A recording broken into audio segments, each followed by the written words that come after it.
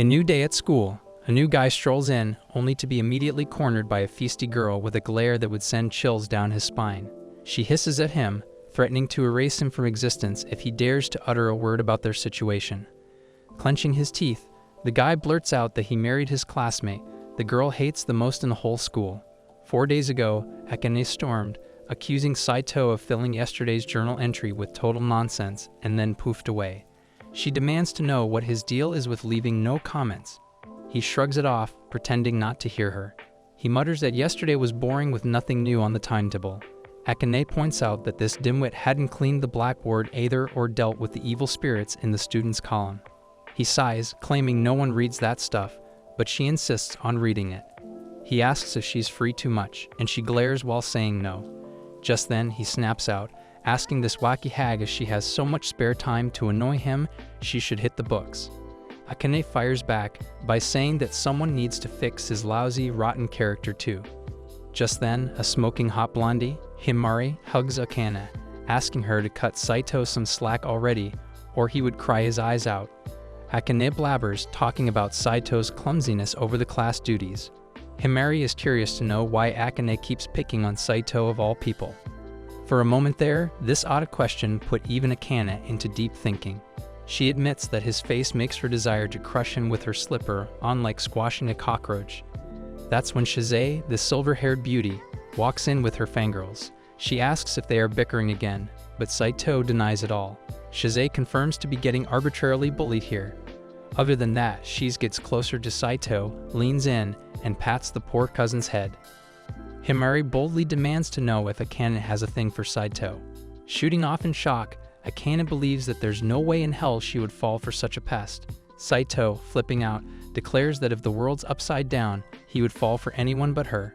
After school, Grandpa calls Saito up, asking if he has a minute to spare for a cuppa now. Saito bluntly responds to the old bones that he isn't interested in dates with the old geezers. He claims that he would rather hang out with his books. But Grandpa, being a cranky, stubborn dude, begs him to hang out with books later, especially since he is planning to hand his grandson the whole company someday. Thus, the old man declares to humor him or regret it later. Without a second thought, Saito says live long grandpater, feeling not interested. Grandpa dramatically mumbles that his grandson's cold axe stings him badly. Totally annoyed by this whole thing, Saito thought the old man would have packed a resilient head. Grandpa is impressed by his grandson's quick jab, but he considers that this dude better not disobey his grandfather. In no time, a limousine with men in black comes out of nowhere, but that doesn't shake him off. Saito can't believe that Grandpa would blackmail his grandson like some villain. Getting in the car, the details are kept secret. In time of a great chaos, his grandfather, Tenri Hojo, revived the Hojo group from the ashes. Despite public growls, he wiped out lousy executives off the floor and transformed Hojo Group into a global high-tech company. Now this 60-year-old brilliant monster taking the big lead in his business. The driver points out that, unlike Saito's father, Grandpa is taking an interest in him. Arriving there, Akane and Saito face each other, claiming to be summoned by their grandparents. Without further ado, they start bickering like wild cats. Saito's grandpa and Akane's grandma arrive in style. Thus, Grandpa asks these two to come inside. At first, they celebrate this event with a toast. Akane claims to lose her hunger after seeing Saito's rotten face. Saito accuses Akane of leaking some chemical juice that shrinks the stomach. Seeing them bicker, the old bones laugh their bums off and talk about these two, reminding them of their young selves. Upon asking their reason for summoning them, this old couple orders the younglings to get married. The horrors erupt on their faces when Grandma says that marrying at 8 is totally normal. Tenryu explains Shio, and he had mutual feelings for so long, kept crossing paths, and never got connected. Thus he married his fiancée and successfully kept her happy, and Chio kept her husband at peace. Now that they have passed away, they rekindled their fire and reconnected with each other. Grandma adds that Tenryu takes care of her lonely nights now. To hear that, Akane shoots off her seat in horror. So the old farts wonder if they were fated to be together from the start. They are trying to drag their grandkids into their dream of an earlier marriage like a full-on experiment. Akane, tearing up, insists that marriage is for those in love. Agreeing with her, Saito backs her up, making it clear that they're not getting married. He calmly points out that no one can force a marriage in this country. The old geezer laughs their bums off and brings the dog out for the dramatic flair. Thus, Grandpa threatens to sign the company off to this dog if Saito doesn't marry. On the other hand, Grandma whispers some seriously shady stuff in Akane's ears, making her shake like a leaf. With classic family pressure, the old duo smugly tells their grandkids not to caught up in the emotional turmoil. Leaving them 3 days to think it through, the old bones swiftly exit in McLaren. Now that life's probably laughing at these two, Akane asks what's their plan. But Saito desires to know how Grandma scared Akane. He wants to know the other party's hand. But Akane is hesitant. She asks this dummy not to peek inside her head. Laying on her bed, the day she came second to Saito in grades still upsets her. Akane calls Himari to ask what she would do if she's getting forced into marrying someone she doesn't like out of family circumstances. Himari is totally blown, but Akane relates to her shock. Himari mentions turning it down because she only wants her crush. Akane begs Himarido to spill the name, but Himari pulls own reverse card, asking if she got a crush on someone.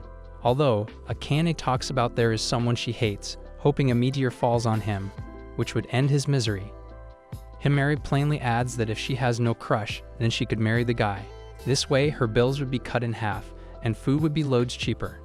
Akane points out that this would mean having a go with that fool, to which Himari adds that their family is expecting the next generation too. Akane is freaking out. Aside from that, Saito curses his fate to pick Satan, Akane, for this chore. He can't help but think this tramp's bickering load in school is enough troubling. At home, Saito is convinced that it would be too much for his soul to bear. It would be like signing up for the hell.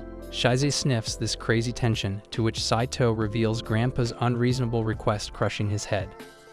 Filling her in, Shize asks if Saito wants the company or the free life. Saito says both, but Shize explains that the world is full of rules bound by instincts, and it's wiser to use them than to run away. Either way, Shize mentions doing it together with him.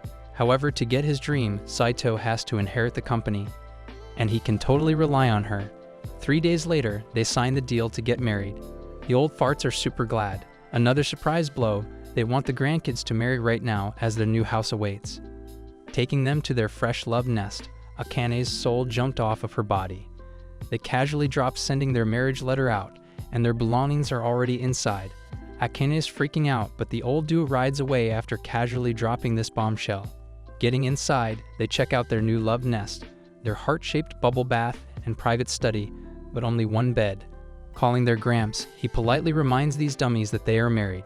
The old fart orders the grandkids to sleep together as the sofa or couch is off the table. Also, Grandma wishes good luck to Akane for the group work with Saito tonight. Saito thinks that they're hiding a camera in here, but Akane shoots off, accusing Saito of doing it with her until his hunger is satisfied. Saito rejects her ridiculous accusation, but she yells at him for gawking at her body. With a pencil as the weapon of choice, she slams the door on his face. Later, Akane almost slips on the stairs. Saito asks Akane to take it easy or he will get imprisoned for her murder. Tenri left pizza for the new couple. Saito invites Akane to grab a bite, and she thinks Saito wants to deflower her. Handing her the pizza, she slams the door on his face and gets out. At night, Saito is exhausted by today's emotional hangover and falls on the bed. Suddenly, Akane joins in hesitantly, revealing that it's a tight space. Saito can sniff her shampoo scent, her warmth reeking off her back and her sweet scent on this small bed. That's when Saito asks her reasons for marrying him of all people. Akane refuses to reveal this secret. She states that this whole thing is nothing but a formality. Not to mention she gotta keep her promise, but she's ready to endure this nightmare to fulfill her dream. The horror strikes when Saito wonders if Grandpa might add having the child condition to this. This news jolts them, and his hand rubs off her bum. Satan Akane rose high, wanting to break his fingers off now. At present in school, Akane assures Saito that if he ratted their situation out to any soul, he would cease to exist. Clenching his teeth, he asks her to quit fussing over trivial matters. Akane states that she would die regardless. To ease Akane, Saito clearly reveals that he is on her side and would keep it all a secret. However, she insists on installing a voice recorder that would explode if he uttered the word marriage to anyone. Thus, Saito is married to Akane, the girl he hates the most. Akane stops Saito outside the class and tells him to not mention marriage in the class. He agrees, but on entering the class, Himari asks Akane what she was talking to Saito. Stutteringly, Akane says that she was only telling him to stop talking to her so nonchalantly. Saito overhears them and thinks that she was the one who came to him, but before his sentence is completed, he sees Shize standing in front of him. He asks her what's wrong, but she doesn't reply and sits across him, while sniffing, and asks him where he stayed last night as his shampoo smells different. Nervously, Saito pulls back and says that his father bought some weird shampoo. She further says that not only is it about the shampoo, but he also reeks of a girl, and then suddenly bites his neck. Confusedly, he pulls back and tells her to not bite, to which she asks him if he got married. With shock, Saito's eyes wide when she tells him that she looked into it, and along with knowing where his new house is, she also knows that he's married to Akane. He quickly covers his mouth and takes her out of the class. She asks for a bribe in turn of not disclosing it to others, and says that she'll tell him the bribe later. After physical ed, Akane yells at Saito for putting the equipment outside and tells him to put it inside the warehouse. He replies that their neighbors are using them for their next class, so it will help them. It makes her angrier and asks him how he can say so, to which he replies annoyedly that he checked it with the teacher. Himari says from behind Akane that both of them put the equipment back inside, but maybe they shouldn't have. However, Akane and Saito keep arguing while the other students look at them tiredly as they do it every day. When Saito asks what they mean, Himari says that they say you both are like the real couple Chi, or the married comedy duo. Furiously, Akane yells that they're not married. At home, Akane yells from the kitchen how the fridge is filled with juices. Saito replies that he bought those since they're full of vitamins and will help in getting healthier. She yells at him that it's not enough nutrition, to which he shows her a big cabinet filled with cup noodles. Curiously, Akane asks him his source of protein, so he shows her a big jar of protein shake and gives it to her after adding vegetable juice. She asks him if he's gonna live on just these things, so he answers that these are the easiest to cook. She replies that it's all just chemistry, but he forces her to have it. However, she tells him to sit and observe as she cooks. As she cooks the food, she smiles about how much he'll like it, but he calls her creepy for smiling like that. When she serves him the food, he wonders if there will be anything harmful in it and looks for it, but when he actually eats it, he really likes it. However, he rudely tells her that it's normal and nothing special. She takes the plate away from him, and when he asks for it back, she tells him not to eat it if he doesn't like it. They start fighting over it, but Saito still manages to finish it. However, Akane continues to yell and resent him for not appreciating. Later, when Akane comes to wake Saito up, he dreams about Shize and pulls Akane's by his side. She yells at him, which finally wakes him up. She scolds him for not washing the dishes he ate in, as he was supposed to wash the dishes when she made the dinner. Nonchalantly, he tells her to just use the necessary utensils, as he'll wash when the dishes stack up. She yells at him to wash it right away. Akane comes out of the toilet and shows Saito how he left the toilet paper refills scattered and the soap bag was also on the floor. He tells her that they can just clean the house once a month. She looks at him in disbelief and says that she wants to live a clean and proper life. He replies that he isn't a clean freak and even considers the significance of taking a bath, which makes her even annoyed as she can't believe that she's living with such a person. He tells her not to pry into his life and walks away. When Saito is playing a video game, Akane barges inside, complaining about the noise. As she sees that he's playing a zombie hunting game, she covers her eyes and tells him not to play it. Moreover, she thinks that whoever plays such games is bound to commit crimes. He calls it a narrow point of view for generalizing someone's hobby. They fight over the game console until the bell rings and Saito's belongings arrive. Saito enters the bathroom to take a bath, but sees that Akane is already there, so he walks out. Suddenly, he realizes that she didn't notice him, so what if she's passed out? He runs to the door and shouts at her to answer if she's alive, but she doesn't reply, so he gets in. On getting closer, he finds out that she is just asleep, so he sighs in relief, but he worries about her drowning and picks her up. He loses balance and falls down with her, making her wake up. When Akane realizes the situation, she yells at Saito to get out of the house and calls her a pervert for sneaking in. Later, while drying her hair, Akane thinks about how Saito might be trying to save her, so she goes to bed and tries to talk to him, but he sleeps. Next morning, Himari asks Akane about why she's sad, at which Akane hugs her while crying and asks her how to befriend someone she's on bad terms with. Himari guesses if it's Saito, but Akane refuses immediately and tells her that she's tired of arguing with that guy and might go crazy due to stress. Himari suggests she hug that person, but Akane refuses it, so Himari gives another suggestion about talking it out, as most people understand if you talk to them. She further says that as long as you respect them, it's enough. Saito tells Shize how Akane bickers with him all the time, so she suggests divorce, but he tells her that he can't do this. Therefore, she suggests him to get along with Akane instead, but he explains that their personalities don't match, and they're no match for each other mentally.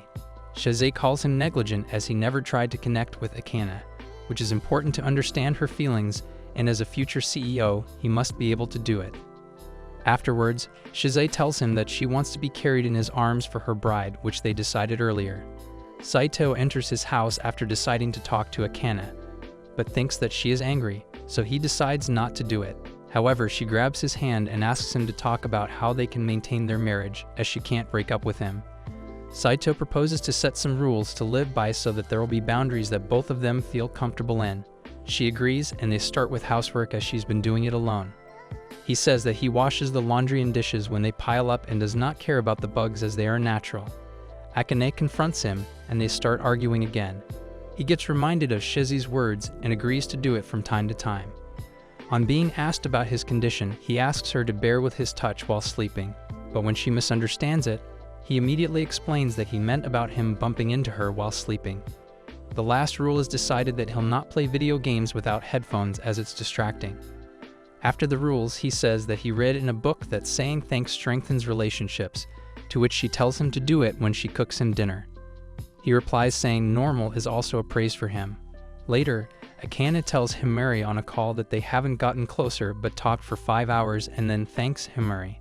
Saito buys Akane's favorite food for her, which surprises her. She asks how he knew her favorite food, to which he replies that she wrote in her anthology last year. She creeps out at his memory, so he apologizes for having a strong memory, and she thanks him. She then serves him food and waits for his response that he actually likes.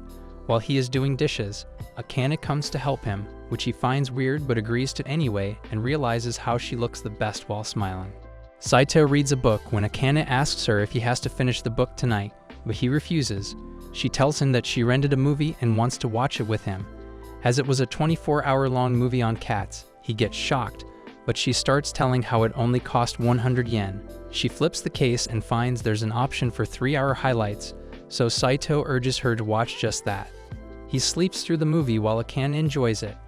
After the movie ends, Saito wakes up abruptly, and Akane promises to watch his favorite movie next time. However, he says that he likes games over movies and will teach her how to play, and soon she'll be addicted. Confidently, she replies that she'll never get addicted. However, 30 minutes later, she actually is addicted and even wins a match against him. At night, she thanks him as they lay in bed, and he promises to buy her favorite games and his favorite movies as well. She then tells him to call her by her first name, which makes him a bit awkward. The next morning, Himari asks Akane if she has started to hate Saito, as they are no longer bickering today, but Akane refuses, and so Himari asks if they have reconciled, at which Akane gets nervous and runs away. Later, when Saito is in the library, Shize comes to him and looks at the book on communication skills that Saito has picked. She expresses her surprise at his concern related to his communication skills and asks him if it was useful, to which he affirms. In the hallway, Saito stops Akane to talk, but she yells at him for addressing her in school. They go to a secluded place in school where he asks Akane about her plans after school. She replies that she doesn't have anything other than studying, so he proposes meeting up after school and going shopping. Shockingly, she yells if it's a date, so he quickly drags her into an empty class and refuses that it's not a date and just shopping, as it will be a hassle to carry the bags alone. They both gaslight themselves into believing that it's just shopping and start laughing nervously. As Akane starts leaving, Himari asks her to walk home together, which makes Akane confused as she has to meet up with Saito. Himari says that she wants to spend time with Akane, so why not go to the parfait shop that also has a discount going on? Akane tells her that she already has plans with someone and runs away. As Akane runs down the stairs, she steps on Shizui's chest as he is lying down and quickly apologizes. Shizu says that she was waiting for Akane and asks her what collaboration she wants with Saito and says that she won't let her go unless she gets an answer. However, Akane runs away saying that she's an important business. Saito and Akane walk towards a store near their home. She makes sure to buy the least expensive item until she sees that chicken breast is being sold at a low price, so she rushes over to the crowd but falls down due to jostling. Saito also tries but ends up the same way. All the chicken gets sold, so she decides to try next time and also tells Saito to be with her. On their way back, Saito calls her diligent and says that she'll make a great wife. Shocked at his answer, she reminds him how she's already married, and they continue their awkward walk. At night, Akane wakes up from sleep as Saito touches her face. She starts accusing him of assault, which makes him nervously reply that she was the one who was clinging to him. However, she refuses and they continue arguing until he accepts, while apologizing that he was fascinated by her cute sleeping face and wanted to pinch her cheek. Surprised, she asks him if that's the truth. When he affirms, she tells him that he can look at it for a while and goes back to sleep. In the morning, they both are so flustered and absent-minded that Akane ends up burning the bread, while Saito walks around with a tie without wearing a shirt. They buy a parfait and eat it outside the shop when Himari spots them together. Curiously, she starts throwing questions at them, so Akane replies Saito is following her and picks the bread from the pavement as she throws it away because it is too big. Saito gets angry at how she is talking about her, and they start to yell at each other until Himari separates the two. Akane studies for the quiz when Sido tells her not to overwork, but instead she tells him to study as well. He replies that he remembers everything taught in class and doesn't need to study. Annoyed at his words, she tells him to get out and shuts the door. A while later, he knocks at the door to give her dinner. Excitedly, she takes those strawberry sandwiches, and when she takes a bite, she ends up liking it so much that she feels motivated to study harder for the quiz. She studies the whole night without rest and even gets the breakfast made by Saito. While walking through the school hallway, Akane collapses on the floor, so Himari helps her. Akane says that she fell asleep while walking. Worriedly, Himari says that she's been like this for some days and asks if she's okay, so Akane tells how she isn't getting enough sleep. Himari tells her to take care of herself as she won't be able to beat Saito if her health collapses, but Akane gets worked up and says that she'll make sure to beat him. When Saito gets her dinner, he finds her sleeping at the study table and puts his hand over her forehead. He realizes that she has a fever and tells her to go to bed, where he applies a cold compress to her. She insists on wanting to study to achieve her dream, but he tells her to rest. On being asked about her dream, she replies that she wants to be a doctor and save her loved ones, but since her family didn't have enough money, she got married to him on the condition of receiving fees from grandma. She further says how he has it easy since he gets good grades without even trying, whereas on the other hand, no matter how much she tries, she never beats him, which is quite frustrating. He tells her that talent varies from person to person, at which she replies that that's what makes her hate him as well as look up to him. Shockedly, he asks about what she means, but at once she realizes what she had just said and starts yelling at him nervously to forget what she said. When the night falls and her fever still doesn't go away, he thinks about calling an ambulance, but she refuses. However, he tells her that her fever is quite high, but she still doesn't agree while worrying about how someone with a terminal illness might die for not having any ambulance available if she gets on one. He looks for taxis, but they aren't available, so she decides to sleep, but Saito picks her up, saying that he can't turn a blind eye when his wife is in pain. He runs to a hospital while carrying her and says it's the first time he heard about her dream. She says how he'll make fun of her at its impossibility, but he refuses and puts his belief in her that she'll achieve it. He thinks about how he got married to the girl he hated the most, but he is sure that this marriage will have a happy ending someday.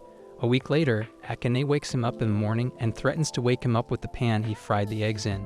Hurriedly, he sits up on hearing that and calls her a demon, to which she sulks about how she came to wake him up. But that's what he thinks about her, and tells him to thank her. He does so and wonders how she's fine now. She tells him to wash his face as he didn't do it yesterday, so he replies that it's because it was raining, so his face got washed naturally. She scolds him for being careless, but he tells her how she shouldn't be talking like that to him as she looks up at him, which he even recorded in his phone. She runs after him to get his phone and yells at him. Himari comes to Saito and congratulates him for scoring 100 on his quiz while getting too close to him. He stops her, at which she laughs at him being so clueless and walks away. As soon as she goes, Akane walks towards him angrily and whispers that she'll not allow him to get close to any other girl as his wife. She keeps walking after saying it, while he wonders how she looks so cute these days. Due to some unforeseen circumstances, Saito and Akane's grandparents decide to wed them off to each other. Both of them end up agreeing, but keeping their marriage confidential has been tough for them. Akane's friend and Saito's cousin both are trying to keep track of their relationship, and their mentally challenged reactions keep giving the truth away. Saito's cousin, Shize with autism, has cracked the case, and she's after this teen marriage now. Another day starts afresh, and Saito and Akane are up against each other's necks early in the morning. Saito keeps running away from his wife when all she wanted to do was hand him the lunchbox she'd made with so much effort. The two of them get into a sweet little domestic argument, and Saito mentions liking his wife's cooking, which makes her blush. When it's time for them to finally eat lunch, their peace is disrupted by the autistic Shize. She lands her manipulative attacks on Saito and threatens him to give up on his lunch. The dude tries to fight for his food, but Shize chooses to use his secret against him. She must have been on the spectrum, because a single no from Saito makes her act all cute and sad. Her trick works, and the entire class starts butchering Saito up for not sharing his lunch with his little sister. The poor dude had to give in and share a spoonful of his lunch with Shize. But wait, things only get worse from here. Akane's friend Himari notices the coupley lunchboxes of the newlyweds, and everyone in the class starts suspecting their relationship. While Saito tries to clear the air, Shize licks his lunchbox clean in seconds. This autistic and manipulative kid uses Saito's misery to save her face. Now I know she must remind you of your ex, but she had good intentions behind her evil act. Shize successfully dismisses all the suspicions Saito's class had regarding his marriage and even checks up on him. Something your ex would never do. Finding her adorable, Saito pats Shize's head and moves on with his day. Sometime later in the school, Himari runs into Saito and starts flirting with him. Saito is an airhead and doesn't realize a thing. He even denies being in a relationship with Akane upon Himari's inspection, which ultimately relieves the girl. She finally walks away from him for good. But little did she know, Shize had been watching the two of them this whole time. After this long and hectic day, Akane and Saito are sleeping in the comfort of their cozy home. Their peace is disrupted once again when Akane hears the wooden floor creak. The sound makes her skin crawl, and with her racing heart, she notices a figure standing next to the window frame. So instinctively, she screams as loud as she can, and Saito finally wakes up. Realizing he's not up against a demon in a war, he looks at his wife, who's shivering in fear, and goes back to sleep. Akane, though, does not let her man sleep and begs him to stay up with her. Saito finally sits up in the bed, and his little wife hugs him for safety purposes. Mind you, they most definitely need to look for an intruder in their house, but here they are, sitting in their study room, with all the lights turned on. Akane is rather panicking. She believes there's a ghost in their house because she had heard footsteps in the living room again. Saito does not believe in her explanation and asks her to bring the evidence. Akane is trying her best to stay collected, but her scaredy ass can't leave Saito's alone. The two then take turns using the restroom, and Akane wants Saito to be with her both of the times. When it's her turn to take a shower, Saito accompanies her by sitting outside the shower booth. This sudden change in events is building tension, and all hell breaks loose when Akane moves the shower curtain with no warning. This long night finally passes, and Saito rants about it to his overly clingy autistic cousin Shize.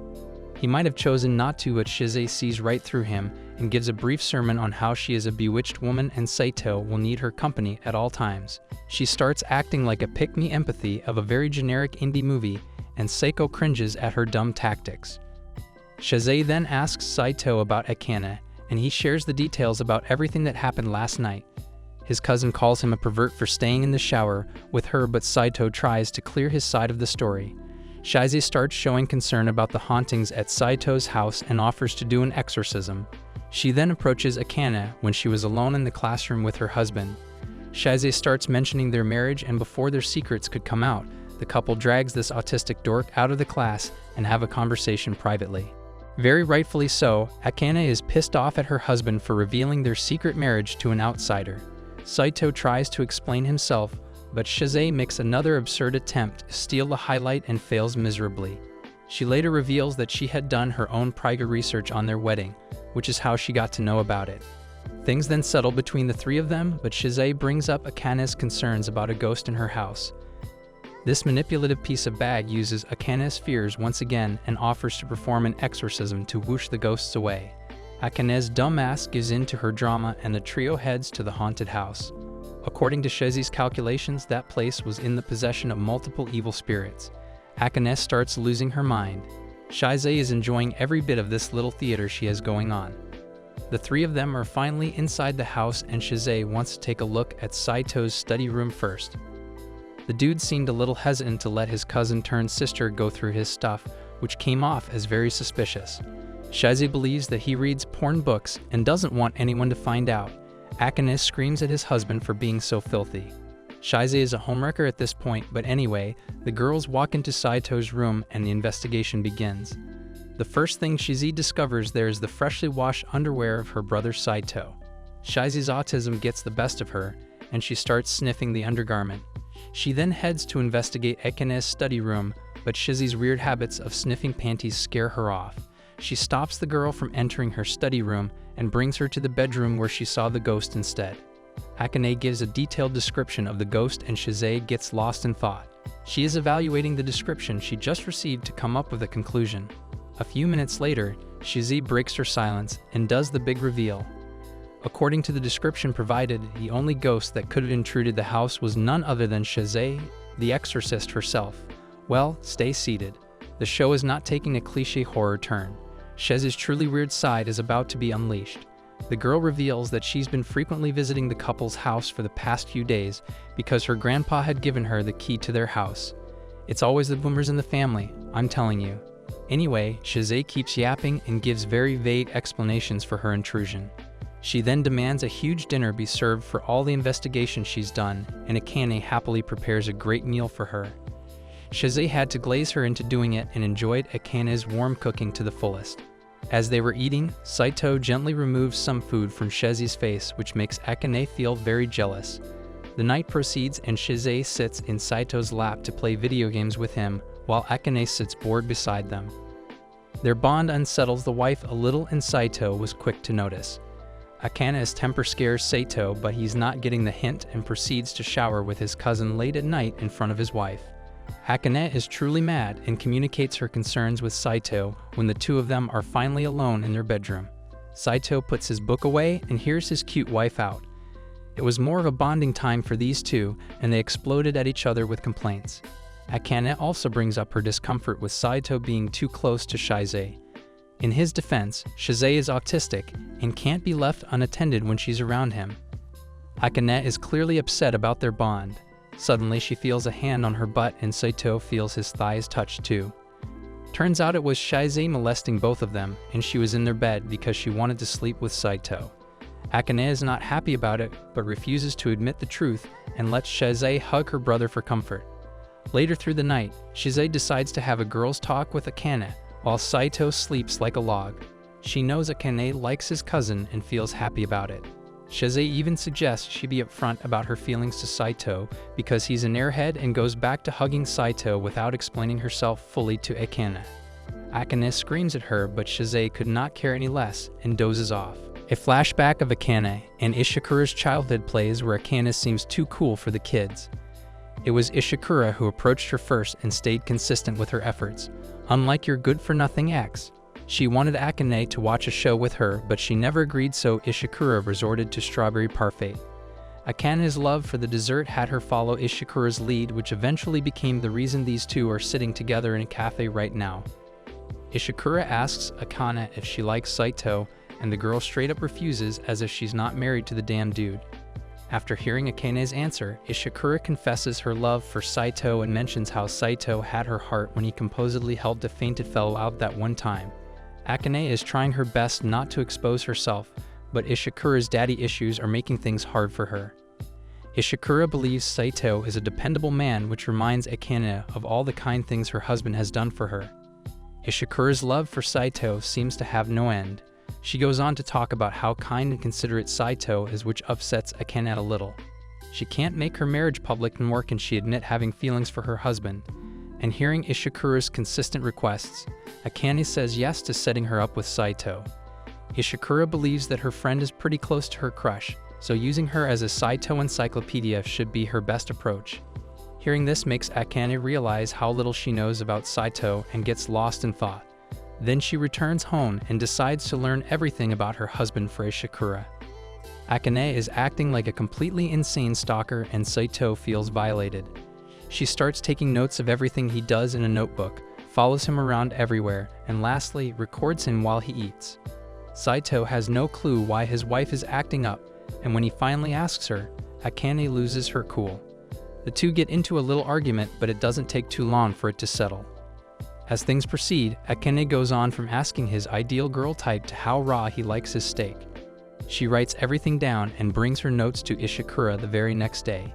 Ishikura seems pretty surprised to find that Saito likes almost everything raw, which to her adds more character to the dude's personality.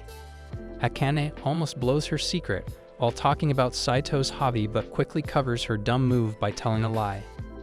This poor dumbass keeps mentioning very niche facts about Saito and keeps getting in trouble. But Ishikura's slow head meat does not process a thing and leaves Akane alone after testing her lying skills for quite some time. The following night, Akane and Saito are getting ready for dinner. This poor dude thought he'd get to eat some raw steak after his wife made a complete fuss out of it on the last day, only to find there will be fish for dinner, which disappoints him a lot. Akane finds this side of him very adorable and gives in to his demands. Both quickly go for a grocery round and Akane prepares a delicious-looking steak for her husband. Saito did not know what to expect, but the steak hit the spot just right for him. He couldn't believe how amazing of a cook Akane was and ended up praising her very naturally. Saito's flattering comments did not sound believable to Akane, but her husband insists on how good the food tastes. This boosts Akane's confidence and she ends up getting too close to Saito in excitement. The tension between them heightens a little, but the night passes somehow. It is the next day and Ishikura approaches Saito to ask about his ideal girl type. The question sounded a little too familiar to him, but Ishikura rushed the conversation to save her informant. Saito then answers her question. And like the true gentleman that he explains how romance is beyond the stupid set-up standards of beauty and how there's so much more to love about the complexity of being a human. Ishikura tries to sound relevant and mentions how her lovers don't know a thing about her except the fact that her chest is big. Saito tries to keep the conversation going and subtly calls her pretty.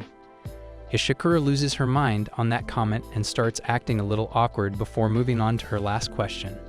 After finding an answer to her one more curiosity, Ishikura wants to know if Saito would consider loving her after knowing her fully. The question shocks Saito and Ishikura dismisses it as a joke before running for her life. This whole conversation did not go unheard by Saito's autistic cousin Shize. She pops out of nowhere and starts questioning her brother for being horny in school. Saito denies being in heat, but Shize prefers molesting him to keep him cool. After a tough day at school, Saito is playing video games at night while his wife secretly goes through his stuff in the study room. As she's about to take a sneak peek into his super secret notebook, Saito barges open the door and Akane loses all her composure. She starts explaining how she hasn't touched a single page of Saito's secret notebook that he seemingly had put there purposefully. This dude, however, stands rather composed and tells her that there's nothing secretive about the notebook. After seeing Saito standing all calm, Akane comes clear about her intentions and asks if he has any good books to recommend. Saito picks out a very traumatizing book and recommends human history seen from rations and weapons to his wife. After finishing yet another side quest, Akane informs Ishikura which book her husband likes the most. It all sounds pretty damn hilarious at this point, but let's see what's next. Ishikura finds the book Saito likes and exchanges a few comments about it to Akane. Poor Akane is trying her best to help Ishikura out, yet she feels it's not enough. Ishikura is on cloud 9 cause she gets to talk about the book to her book, while Saito's actual wife painfully watches them from a distance. After some time, Saito and Ishikura finish talking about the book, and it was time they exchanged goodbyes. Ishikura thanks Saito for discussing the book with her in such detail, but the dude had more to be grateful for to her. He credits Ishikura for saving his life from the deadly bickering sessions he regularly has with Akane. From there on, the conversation takes a dramatic turn, and Ishikura seizes the chance to talk about how great of a friend Akane is. She tells Saito how Akane saved her from the bullies in her school. Saito couldn't believe that a girl with such pretty blonde hair could get picked on. Ishikura couldn't help but notice how similar Saito and Akane were, as Akane had made the same comment about her hair in the past. Ishikura then takes a moment to express her gratitude towards Akane, and her very friend could hear everything she's saying about her. The autistic Shize makes another useless debut in a cute frame and starts picking on Akane for feeling jealous. Akane denies feeling any sort of jealousy and mentions how new it is for her to see Ishikura talking so happily to someone. Shize gives her a reality check and tells her that Ishikura had been in love with her husband since day one. Akane tries her best to feel less bad about this whole situation, but Shize knew how upset she actually was. Later, Ishikura is seen thanking her ass off to Akane for making this long interaction with Satan happen. She wanted to celebrate her joy with a strawberry dessert at Akane's place, but she starts making excuses to avoid having Ishikura over at her and Saito's place. Ishikura started tearing up because she felt like a burden, so Akane had no choice but to let her crash at her house. She returns home and explains the whole situation to Saito. Akane comes up with a quick plan to hide Saito and his stuff away in a room, but too late. Ishikura was already at the door. The girl starts panicking, so Saito tells her to go deal with her friend and volunteers to erase all traces of him and his stuff. Ishikura was already inside the house and Saito was trying his best to stay hidden. The girls finally sit down to have a girl-to-girl conversation.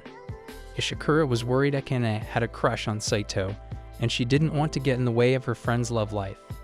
She wanted to clear the air out before asking Saito on a date. Akane brutally denies liking Saito, and her words were nothing less than a sting to Saito. Ishikura finally asks Saito out on a date, and he ends up saying yes to her in spite. Akane looked troubled, and Shize was quick to notice. She wanted Akane to realize her true feelings for Saito, but she did not seem ready. The following night, Saito shares the dating situation with Akane, and her reaction was very unexpected, to say the least. The dude wants her permission to date, but she lashes out at him instead and tells him to do whatever he wants because this marriage is nothing but a forceful knot to her. Akane does not want him to go out with Ishikura, which is why she seems hesitant to send Saito away the next day. Saito seems reluctant to go too and wants his wife to stop him deep down. As he was about to set his foot outside, Akane grabbed his arm to stop him with tears rolling down her cheeks. She couldn't help but express how much she hated the thought of seeing Saito shopping with a different girl. Akane completely breaks down, which puts a smile on Saito's face. He finally gets his answer and comes out clear about turning Ishikura down. Akane's wifey side comes out and she starts screaming at Saito for scamming her brains out. He finally takes the chance to go shopping with his pretty wife and mentions wanting to put a ring on her finger too. Akane turns completely red and starts hitting Saito out of embarrassment. Ishikura, though, has not given up on Saito even after getting turned down. She wants to keep asking him out till he says yes like little Akane did. Shize also disapproves of Ishikura, but this girl is down bad and would do anything to win her approval too. Akane had been standing outside the classroom, hearing the three of them talk. She tells herself that she won't lose to Ishikura without realizing that her true feelings for Saito are finally coming out. The show starts with our MC, Ryudo, complimenting his crush. Runa is the prettiest girl in his class, and he cannot stop saying how beautiful she is. Ryuto is a nerdy introvert of the class. He feels like he is not even in the same league as this girl. He wants to confess feelings to her, but he feels like turning to ashes if he gets closer to her. Maybe he will keep his distance from her and keep himself to the lower part he thinks he is in. In the next scene, we see him with Runa in her room as she undresses. We don't know how he got here and why she is asking if they are going to sleep or not. Well, that is one hell of a whom, I would say. In the school, the PTA meeting is going on and everyone is filling up forms in the classroom. MC cannot help but feel awed by Runa's beauty. He is constantly looking at her and how cute her little reactions are. Every boy in the class is talking about her, how she changes her boyfriends every 2 months, and everyone is in the race to be her next one. Boys are making bets to talk to her, while MC knows he wouldn't even dare try because he would just get shot after getting the first word out. He knows no one in the class even talks to him except only 2 of his friends, and even those who are nerdy like him, so that isn't even something to be proud of. You are not alone. I think that is enough. He is thinking about all that when Runa comes up to him asking if she can borrow a pencil. This took him by surprise as he got the pencil out of his geometry. Giving her the pencil, he notices her melons and how he is almost about to get a peek in when he stops himself. He has to control his rush of feelings until she is gone. After writing what she wanted to, Runa gives MC back his pencil, thanking him. He cannot believe she just came up to him and talked to him. But again, he knows how open she is with everyone, so it's nothing new. After the class, MC is with his friends, Nishi and Ichi, talking about someone named Ken. Barbie's hype is everywhere. They are both frustrated that their fascination with Ken is hurting their grades when MC tries to relate. They both know he always gets good grades and makes a deal that whoever gets the best grades among them has to do what the person with the worst grade will tell them. He knows he is gonna be the former, but has to agree with this. After the exam, Nishi and Ichi showed their results, and they were both low while MC got average grades. Ichi got the worst grade, so he is going to do whatever he is going to say. Ichi comes up with something MC never wanted to do, and it is that he has to confess his feelings to the girl he likes. MC cannot believe he is going to do this. He tries to sway them away from this thought, telling them he doesn't even like anyone when he remembers Runa suddenly. After seeing him freeze a bit, his friends know he has someone. Ah, busted my friend. He has to do it now. After school, he is waiting for Runa outside the school while Ichi and Nishi are secretly watching him dwell on this horror of his. MC doesn't want to do this, but his friends are pretty important to him, so he is doing this just for them. MC has put a note in Runa's locker so that she will know where to come so they can talk. He gets the feeling that she is not coming, but suddenly, he sees her coming right here. This gets his heart pumping, and he cannot believe he is going to talk to her finally. She asks if this is him, showing him the note. He said he wanted to talk about something, and Runa wanted to hear it. MC is all shy and cannot even get a word out when Runa notices it. She wants him to loosen up as they are both classmates. In his mind, MC is structuring his sentences like what he is going to say when he realizes how screwed he is. He knows he is going to get rejected, but maybe this is good for him. He wants her to reject him so he can get his head straight.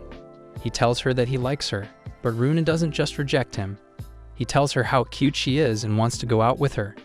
He is expecting to know when Runa agrees with this. These anime characters are so lucky and not so real in these situations. She agrees to go out with him and wants to know what they are going to do now. As they are dating now, she wants to walk home together.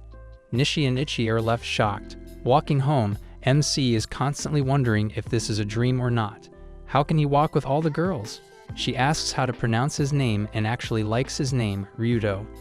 MC is getting way too happy with this. He knows how all of this ends with a dump. He knows she is just easing him, and he is going to get dumped any time now. But that is not the case as it seems. He asks why she agreed to go out with him because he knows she didn't even know he existed. She doesn't even know anything about him. But he also doesn't know anything about her, as she put it, so it is okay, and she actually likes him. This is because he told her that he liked her. Runa believes he will get a feeling that she goes out with anyone who tells her that he likes her. But she has her limits, as she explains.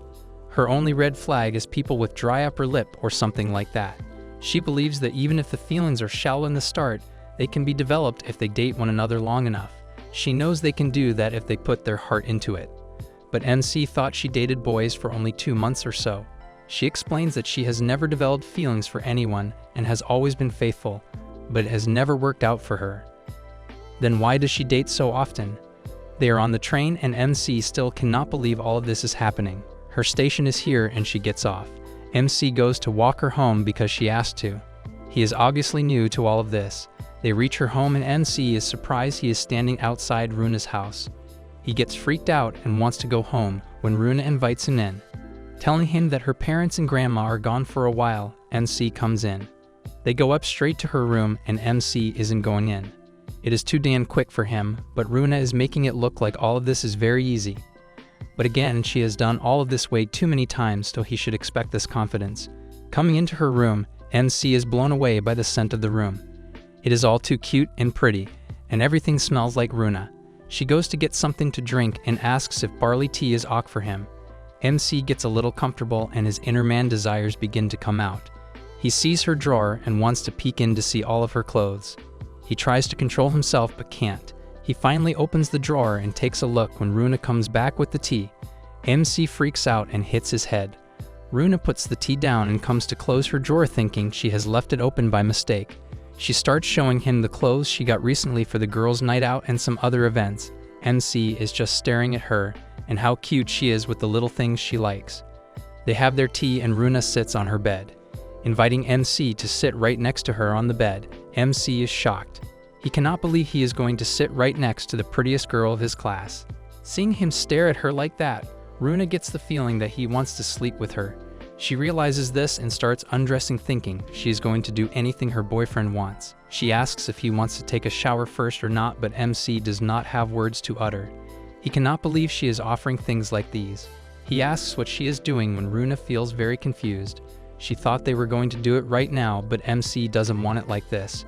But MC suddenly realizes all about her. Runa explains that she thought boyfriends only wanted to do it, and it was like a duty to her. That if she didn't sleep with them, they would run off to some other girls. Everything makes sense now for MC. Realizing that she got dumped by her boyfriend, not the other way around. She is actually a really sincere girl, but people take advantage of her quality. Her exes only wanted her body and not anything else. MC tells her that he thinks this is too soon for them. He wants to do it, but not like this. What if he is a pervert and a really terrible guy inside?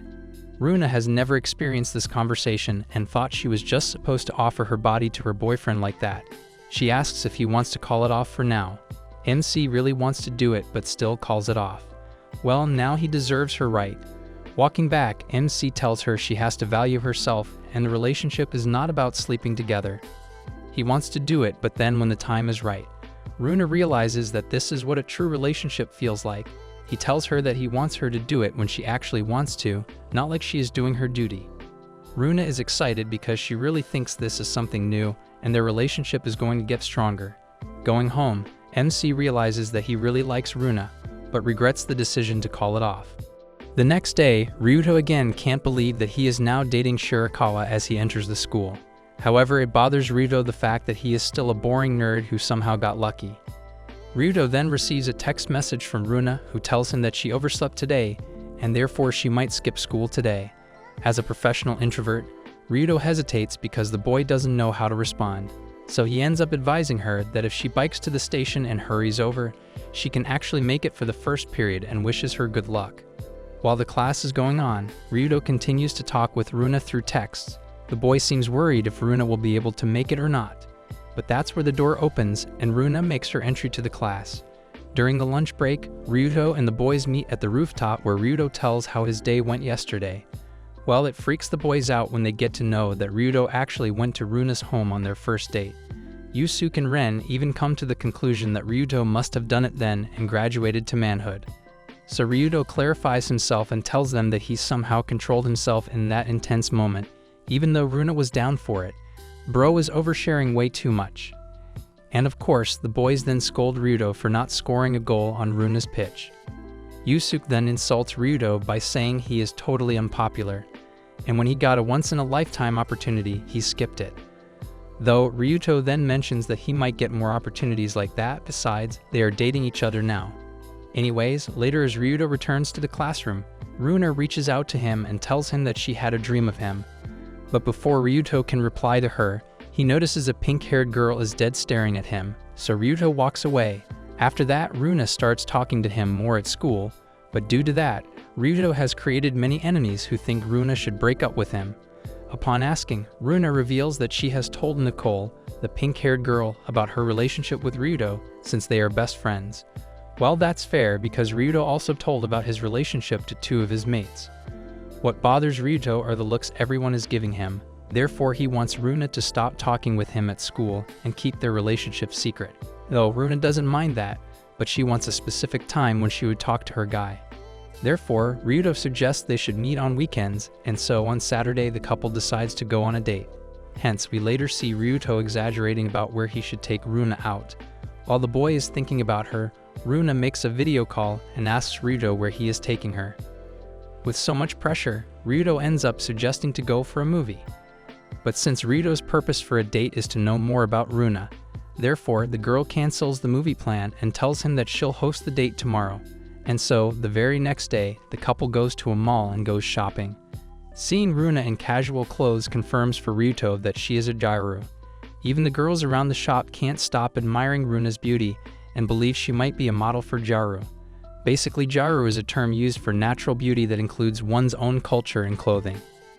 After tiring out Ryuto on shopping, the couple finally sits down and has a drink. However, Runa gets the hint that Ryuto isn't enjoying this date pretty much, because she could see the fact that the boy wasn't paying attention to anything in the store. So Ari's boy then flatters Runa by saying that his eyes were completely on her this whole time. Therefore, he didn't get bored this whole time. He even compliments Runa that she looks cute when she's happy, and that makes him happy as well. Runa then begins to blush and calls Ryuto an unusual one. Meanwhile, Ryuto's feelings for Runa have increased even harder than when he was in her room. There, Runa receives a call from Nicole, who asks her if things are going well. So Ryuto starts to wonder if she must have told Runa to not meet him or be careful, and that's why she called to check things up. Later, it freaks Ryuto out when Runa doesn't respond to his text message. Weird thoughts start to kick in Ryuto's mind that Runa must be ghosting him. Besides, Runa had plans for Sunday, so the boy gets curious about her plan because she usually has her phone with her and immediately responds to any notification. But now that Ryuto is texting her, she isn't responding. That's why you don't date hot girls. The overthinking starts to kick in. Ryuto then becomes so delusional that he starts to watch a streamer named KN stream and says that he's the only loyal person Ryuto has. The next day at school, Ryuto notices a bunch of popular boys reaching out to Runa and asking her to come and see her practice at the soccer club. It bothers Ryuto to see her talking with other guys while ignoring his text from last night. So his mates, Ren and Yusuke, comfort Ryuto and tell him that it's okay. Besides, that's what happens in the life of nerds like them. Wait, those two aren't even nerds. They don't score good grades. And later, as Ryuto enters home, he receives a text message from Runa asking him to come to the station right now. Well, Ryuto gets the hint that she must be calling him to break up. Therefore, the boy agrees to meet her and put an end to his fantasy. While he is walking towards the destination, Ryuto low-key regrets that he didn't lay Runa when he had the chance. Anyways, Ryuto then meets Runa and gets ready for the consequences. But weirdly, Runa starts to flex her new phone case in front of Ryuto. Runa then takes out another case and gives it to Ryuto. Since this case is quite rare and limited edition, the company was only handling one case at a time. Therefore, Runa had to ask Nicole to wait in line with her. Both the girls played games the whole night, hence their phones ran out of charging before the store opened. That's why she couldn't reply. At this point, Ryuto doesn't know what to say. The boy simply stands in silence and holds his gift tightly. Ryuto then reveals that he still can't believe that someone as cute as Runa picked him as a boyfriend. He was pretty sure that Runs would dump him in a second, but seeing Runa doing all of this for him brings the boy to tears as he thanks her. And so the couple then wanders around with matching phone cases on their 1-week anniversary. Ryuto then opens up to Runa and tells him that he once confessed to a girl in the past when he was in the first year of middle school. He used to sit right next to a girl named Kurose, who one day hints to Ryuto that she might like sweet boys like him. And after such complicated hints, one day, Ryuto finally gathered the courage and confessed his feelings to her. However, the boy was rejected brutally and got friend-zoned by her. From that day on, Ryuto hasn't been confined to girls, though Runa tells him to look on the bright side, because if Ryuto was still dating her, then he'd never have asked Runa out. Besides, Ryuto believes that middle school love never lasts for long. Runa then reveals that her parents actually started dating in their first year of middle school too, and got married as soon as they graduated. Out of nowhere, a sports car passes by them, so Ryuto gets excited to see the car and begins to talk about the GR Super Rs that crossed. The boy then carries on talking about the features of a sports car, which obviously goes straight above Runa's head. Luckily, Ryuto also notices how she just zoned out. Runa then resembles herself as a sports car, because according to her, she has been racing forward so she would be like her parents. But fastening things up never worked out for her, and neither did it for their parents, who later ended up getting a divorce. Well, that took a dark turn. Besides, Runa thinks that she isn't as mature as she acts. So Ryuto then tells her that sports cars aren't just for traveling fast, it's a car that's fun to drive, just like Runa, not sure where this is leading. Basically, he means that Runa is always surrounded by friends and always has a boyfriend. So according to Ryuto, Runa is living the absolutely best life of her school years, and one way or another, Ryuto also loves sports cars. Well, that makes her day, and so they both race off to the station. Later that night, Nicole tells Runa that she doesn't need to try that harder if she thinks she and Ryuto are a bad match. However, Runa tells her that she's actually enjoying her time with Ryuto, therefore she plans to date him for a while. And for some unknown reason, Nicole doesn't seem to like Ryuto and warns Runa to not trust that guy one bit. And so the next day, this anime takes a new plot twist. The teacher then announces that they have a new student in this classroom. And as that student enters the class, Ryuto gets numb because that girl is none other than Kurose Maria. We pick up right where we left off.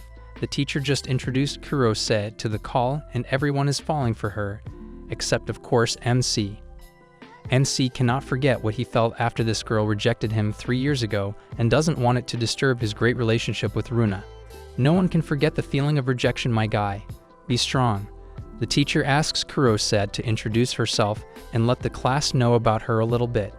She explained that she was out of town after middle school for 3 years but moved back recently. The way she taught just put her right in the top of the school hierarchy, as they say. Kurose is too cute for everyone. The teacher wants her to sit somewhere nice and suggests a seat right by MC. MC freaks out seeing they are going to be neighbors again. Kurose takes her seat and notices MC. She cannot tell if this is the boy she was friends with 3 years ago, so she asks MC if he is who she thinks he is. How much of a difference does 3 years make that she cannot even recognize him? MC says yes and avoids any further questions. MC knows that this is going to be very difficult from now on, and he isn't going to let any of this get between him and Runa. After the class, all the students are praising Kurose for her cuteness and getting to know her when MC hears 2 boys talking about her. They are discussing whether Kurose is cuter than Runa. Hearing this, he knows him getting rejected by her is definitely going to be out, so he needs to stay away from her as much as he can. MC takes off and leaves the class but gets stopped by Nicole. Seeing Nicole all angry, MC freaks out and asks if she needs anything. Nicole wants him for something and takes him to a burger cafe nearby. Sitting there, Nicole is enjoying her fries while MC is just waiting for her to talk. He doesn't even have a clue what this is about, but he knows it is going to be something bad for sure. MC asks what this is, but Nicole says that she wants to eat her fries warm, so he has to let her eat fries first, then they will talk. MC goes for a sip of drink but gets interrupted again by Nicole. She wonders if he knows about Runa's birthday coming up. Busted. Run, my dude, he won't. This pisses off Nicole as she tells him that it is the coming Sunday. She is angry, wondering if he's even serious with her or not. MC is but never catches her birthday. Nicole tells him that he is going to celebrate it.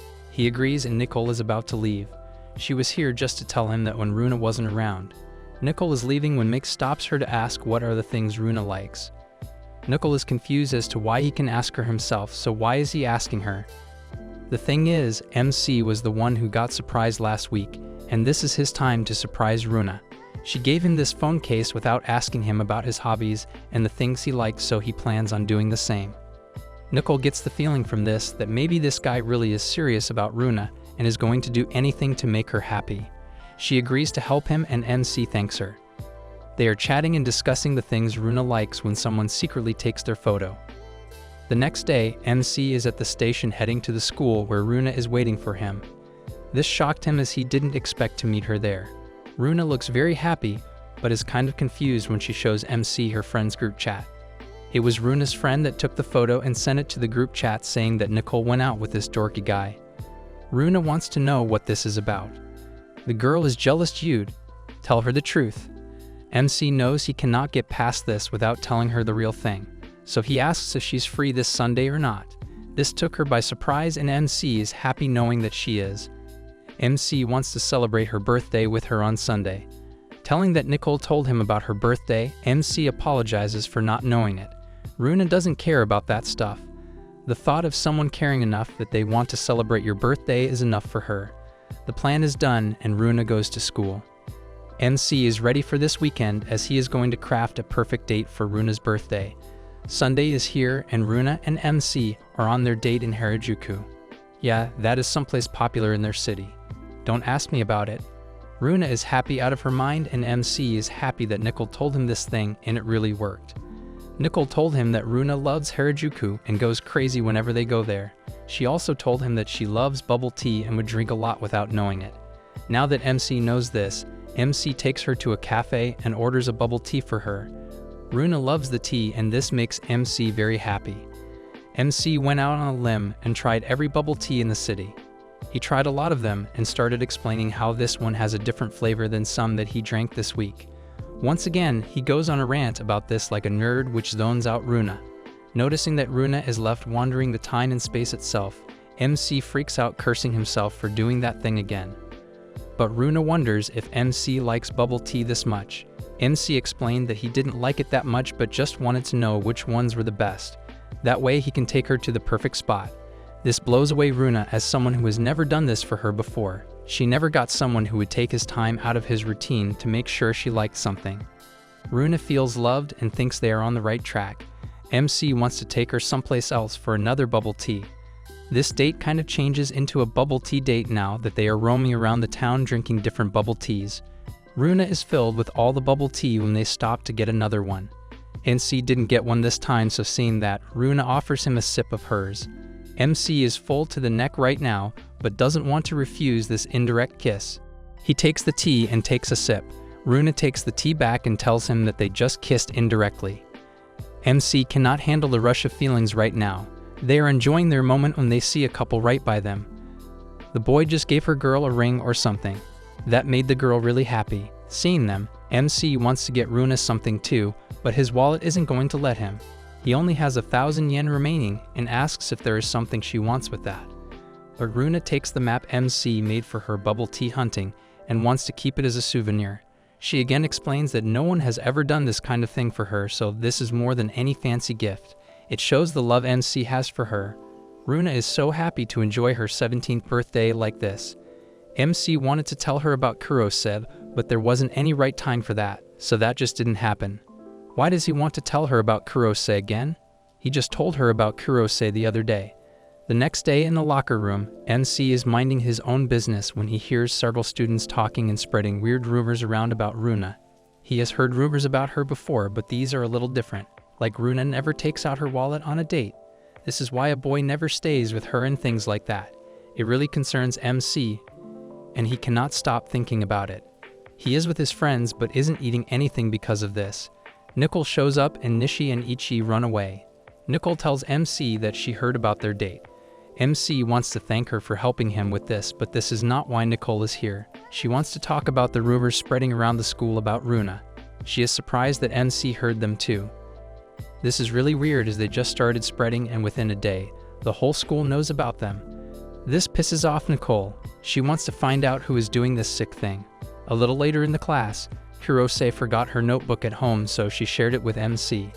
They are studying when the teacher goes to get her prints.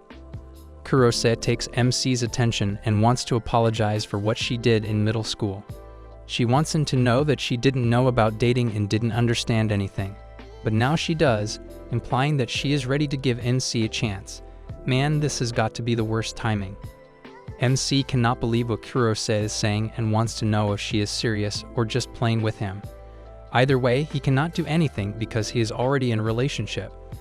Kurose is really surprised when MC tells her that he is in a relationship. Now she wants to know who it is he is dating. MC tried telling her, but he just doesn't want anyone to know about him dating her. He leaves the class and walks, thinking that it would be embarrassing for Runa if anyone got to know that she is dating him. To keep quiet about this is the best option. To his surprise, MC sees Runa going into an empty classroom with a boy. He goes to see and the boy is asking her to go out with him. Runa refuses, saying that she already has a boyfriend. The guy wants to know who it is, but Runa won't tell him. The guy starts mocking that it is sure someone is a loser from the school. That is why she is embarrassed to tell anyone. Runa explains that she is just respecting his boyfriend's feelings. Otherwise, she has no issue in telling anyone in the world. She is starting to look like a perfect girlfriend. This shocks MC as he is thinking the opposite about her. Getting back to the class, MC sits on his chair. Kurose starts talking about the rumors about Runa. She tells MC that her friend was an ex of hers and he told her that Runa is really a selfish person. She won't pay for anything on the dates. But this is the opposite of what MC experienced, so this is getting under his skin. He figures out that she is the one who started the rumor. Kurose won't quit saying bad things about Runa, prompts MC to get all angry and say that he knows she is wrong because he is her current boyfriend. Runa is nothing like the rumors say and she is a perfect girlfriend. The next moment, we see our MC teaching his girlfriend Runa English. She is quite bad at this subject, so she needed some help with it. MC is the best person to teach her this subject, as he is the nerdy guy you go to when you need help with your studies. Runa is right now trying to make out sentences and what they mean. This sentence is something like, "He is the last person to lie." Runa does not get what this sentence means at all. Seeing that she cannot even get the simple sentences, MC is a little concerned, but he is going to do his best to make sure she studies well and gets the best score she can get. He asks if she knows about the word lie, but she does not. She confuses it with her friend Rie, and that is not helping her clearly.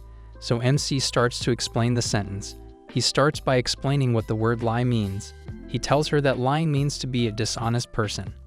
When you tell a lie, it means that you are being dishonest. She still does not get it, and MC has to use an example to make it out for her. He tells her that if all the people on the earth were liars, he would be the last person who was going to lie to you. Still, Runa is a little confused, but MC tells her that it just basically means that he is an honest person. Runa now understands what this sentence means and tells him that this is him. He is the honest person he is talking about, because if all the boyfriends in the world started cheating on their girlfriends, he would be the last to do so, and she is sure about it. This touches his heart, and he cannot think straight because of what Runa just said. Well, that is one way to understand English. MC gets himself together and goes on to teach her some more sentences. Their exam for the subject is today, so she has to get everything by then. After a little while, they are headed home when on the way, Runa strikes up a conversation and asks MC if he knows what is going to be this Saturday. He does not have a single clue what she is talking about, but he is trying too hard to think if he is forgetting something. He could not remember it, but Runa helped him with it. She tells him that it is going to be 1 month. 1 month of them dating and being in a relationship. This shocks MC. He could not believe that it had been 1 month already. He does not know how to react to this, but Runa doesn't need a reaction.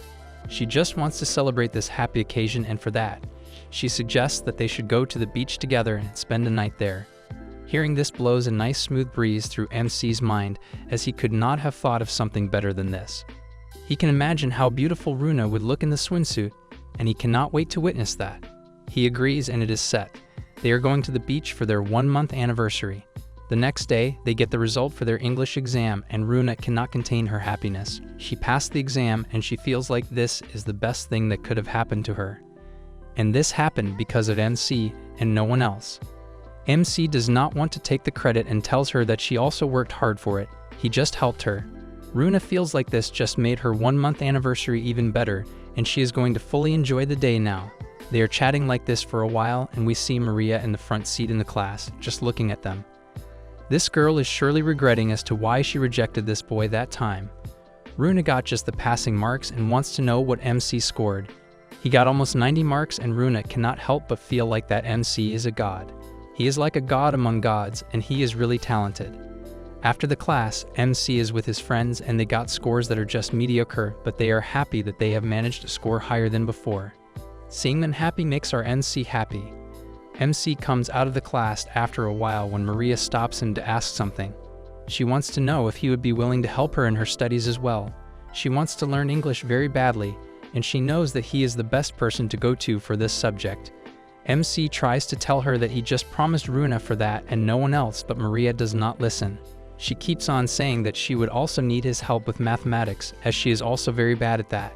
She feels like she is not fully comfortable with the school, so he would be a good tutor for him. MC hesitates to answer, so Maria asks if after the vacation is alright with him.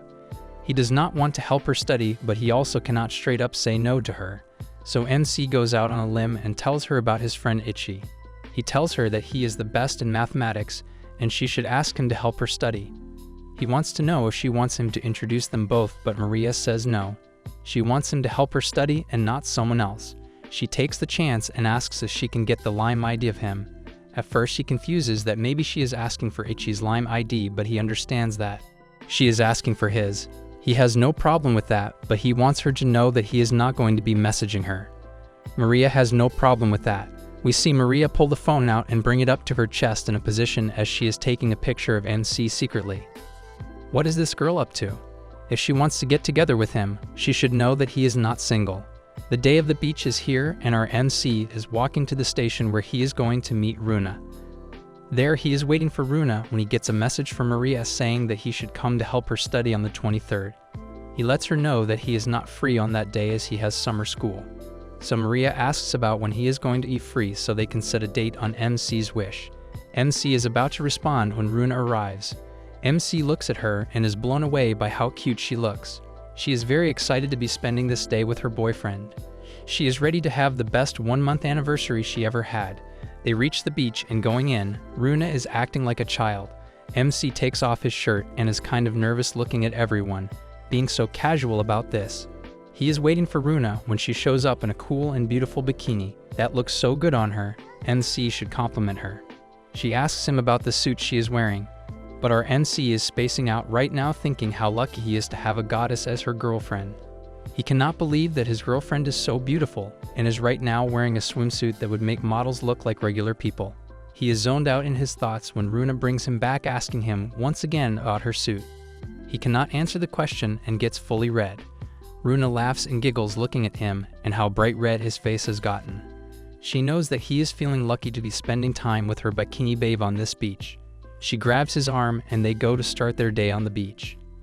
MC and Runa are under the umbrella when Runa asks if he can rub sunscreen on her back. Hearing this sends shivers down his spine, but he has to agree and do as his girlfriend tells him to do. She lays on her stomach waiting for MC to rub the sunscreen on her back. MC takes the bottle and starts rubbing on the back. He is gently rubbing when Runa lets him know that he can also raise the strap to get the sunscreen under as well. He is hesitant but does as she tells him to do. He cannot believe that he is doing this all by himself and there is no one that is going to stop him. MC has gotten a new respect for the boyfriends that go on a beach date with their girlfriends like it is nothing. He is curious as to how they function after spending this much time. Anyways, MC is rubbing and he cannot stay focused. He is getting very worn out and has to use the distraction method to keep himself from losing it all. He starts multiplying 13 with all the numbers so he can stay distracted. After a nice sunscreen rubbing session, MC is sitting when Runa asks him to get in the water with her. She has a beach ball and they can play that and enjoy the time. They get in the water and they spend the time of their life, playing with each other, pranking each other and having a nice meal. They get their lunch from the food stall and after the meal, they are sitting and wondering how great their time in the water was. MC wonders how the weather is so nice when he hears that there is a typhoon coming. Out of nowhere, MC gathers his courage and tells Runa that the swimsuit she is wearing looks very good on her. About time, my guy. Does it take you this long to study as well? Hearing this makes Runa blush like crazy. She was not expecting this compliment from him right now, but she is glad that he liked it. She tells him the story of how she got it. She went to the store with Nicole and tried out like 1,000 swimsuits. It got to the point where Nicole was very pissed off, but she got calm after knowing that she is doing this for her boyfriend. After coming back from the store, Nicole came and did the nails for her as well. They look pretty good and they go pretty well with the swimsuit she bought. MC cannot help but feel how great the time he spent with Runa was, and he is looking forward to some more anniversary occasions. They chat happily when they notice that the weather suddenly is getting bad. After a while, it started raining very heavily, and there is no way they are going back today. They have to stay here as the trains for the way back are closed because of the typhoon. MC had to open up his mouth about the damn typhoon. Now look what happened. They call at their homes to tell them that they are not going to be coming home today because of the weather. Runa and MC get off the call at the same time, so MC asks if Runa's father is okay with it. She tells him that she told her father that she is with a friend, so it is probably going to be alright with him. They find a good hotel nearby and go in to get a room for one night. Upon asking, they get to know that the cost of one room for the night is 6,000 yen, and if they make 2 rooms, it is going to cost them 5,000 yen each. So they are in a pickle right now, and MC is thinking about whether they should take 1 or 2 rooms. He is in the middle of his decision when Runa tells him that she is fine with the 1-room thing. So if she is fine, MC is fine as well. They take the single room, and upon going in, they see that the room is quite big and decent for the price they paid. MC goes in and she tells Runa that she should take the bath as he has already taken one. She should be cold, so she should go in and get over with it right now. MC wishes, so Runa goes in to take the bath. Outside, MC is losing it right in the middle of the room, thinking about the situation he is in. He cannot believe that he is going to spend a night with Runa in the same room. He has to find out what she meant when she said that she is fine. MC is very curious as to what she meant by that. Is that she is fine because of it, or she is fine for spending the night and getting over it? The guy is losing it over nothing. He is on the floor, freaking out over the fact that Runa is right now in the bath, and he is outside, and there is no one else with them here. Maybe she is planning on doing it here right now, or she is not. MC has to be ready for everything. With nothing in mind, MC starts doing sit-ups like crazy. He is doing the sit-ups when Runa comes out of the bath.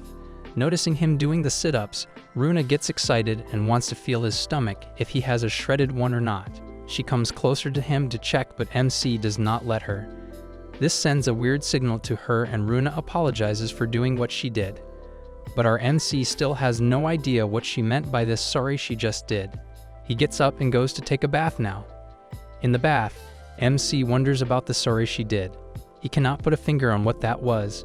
Was that sorry for making you uncomfortable, and was that sorry for leading you in because I don't want to do it tonight with you? This guy is a hell of an overthinker. How is he not depressed? After the bath, MC sits on the table with Runa. The news is that the weather is going to be fine tomorrow, so they can get back home the next day. Runa is pretty happy about it, but what worries our MC is what he just noticed in the room. There are 2 sleeping beds, and they are right by each other. He knows what is up and what is going to go down tonight. Runa gives him some tea to drink, and the time goes by, so now they are about to go to sleep. They go to sleep, and MC is in his bed while Runa is in hers. MC turns to look at Runa, and she is staring at him. She cannot sleep and asks MC if he cannot either. Saying this, she asks if he wants to do it or not. So our MC was right. MC does not know how to respond to this, and he just looks at Runa for a hot minute. Runa tells him that she is ready to do it with him. She was getting ready and was ready to do it when she felt like it. But she knows that she cannot just make him wait that long. MC is happy from the inside, but also wants to know that Runa is totally on board with this. So he asks if she is doing this for him, or she actually wants to do it. Runa does like him a lot and wants to be closer to him all the time. Runa explains her feelings quite in detail here. She tells MC that the first time they were close to each other on the boat is actually the first time she actually wanted to kiss someone, so she kissed him, and that was the best feeling for her. Like that, she knows that she is just going to like him more and more, and she would want to feel him more closely as they get more deep into the relationship. This makes sense for MC, and he understands. Runa feels like she is still not 100% ready, but she knows that she is quite there. Hearing this, MC knows that he cannot let her do this forcefully. So he tells her that they are going to be sleeping tonight and will do it when she is truly ready for him. This makes Runa's heart melt. She wonders why it is that he is so nice to him, but it is clear he likes her a lot. She has one selfish request to ask from MC though. She wants him to hold and hug her, like for real. MC agrees and gets up. He holds her close and hugs her tightly. This is the first time they are hugging, and the feeling is something. MC has not felt this way ever before. He cannot help but notice the sweet smell of Runa. He wants to hug her like this every time and never let her go, but he has to. Runa goes to sleep holding hands with MC. We see Maria in her room, looking at the chat with MC. He still has not responded to the text she sent that day. She wonders why it is that she is not the one with MC. Why can't she be like Runa? The girl got some ideas, and I don't like it. The next day, they are back, and MC drops Runa off at her house. She leaves saying that they are going to spend the second month like they did the first, maybe even better. MC is ready for it as well. Heading home, MC is very sleepy because he didn't get a single minute of sleep last night. He kept looking at Runa in her sleep. On the way, Nicole finds MC going back home, but she wants to talk about something. She takes him into her work restaurant and asks him how the anniversary went. She is actually worried and tells MC that the second month for Runa is very heavy, as she always gets dumped in the second month. She wants to know if MC is able to keep her and give her every kind of happiness. MC is up for it and promises that he will never let her down and will always be by her side. Nicole is happy and lets her go. On the way back, MC gets a call from Maria, but it is Runa on the other side. She wants him to come to school right now because of some emergency. MC goes to the school as everyone is leaving. Going to the sports room, he finds Runa in the dark, but we see that it is not Runa, but Maria disguised as Runa while Runa is at home. Luna called MC to come to the school in the evening for something important. MC arrives at the school, and Luna guides him to the sports room, where it is just the two of them. They find themselves alone in a vacant room, with the entire school empty as if it were in the desert. How can they manage to do this without alerting security? Or is this allowed for the students in Japan? The air is absolutely tense, and Luna looks very serious when she tells MC that she wants to sleep with him. I mean, why would he even say no to her? He would be a fool to do so. All of a sudden, MC is unable to figure out what has gotten into her, as this is not her usual way of talking. He gets the feeling that she is forcing the point of having it with him. She wants to do it with MC, and by saying this, Luna clings on to MC instantly, hugging him tightly. MC gives up the urge to resist and hugs her back with a warm emotion from his heart, but something is wrong. He just doesn't feel right hugging Luna for some reason, and this is a matter of concern. The hug does not feel like it comes from Luna. It feels really strange. The feeling is quite concerning, and MC cannot handle this anymore and decides to get away from what he is feeling. He pushes Luna away from himself and strangely stares at her with a piercing gaze. Oops, someone's disguise is about to fall off.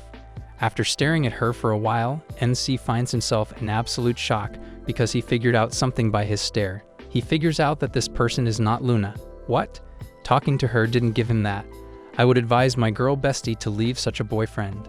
Luna looks at MC as if she lost. She obviously knows that there is no point in pretending anymore and tells him the truth. She is not Luna. In fact, Maria disguised herself as Luna to seduce and make MC do stuff with him. On God, I am clueless as to how, at this point, MC is controlling himself. This disgusts the hell out of MC. And he cannot believe that Maria is going this far to do it with him to get him. Maria assures him that she does not want him to make her his girlfriend, and if he wants, she can keep pretending to be Luna. Her obsession is so unreal that she absolutely misses the point of what he means. But this is not what MC is talking about or trying to explain to her. Maria explains that she doesn't want anything except to sleep with him.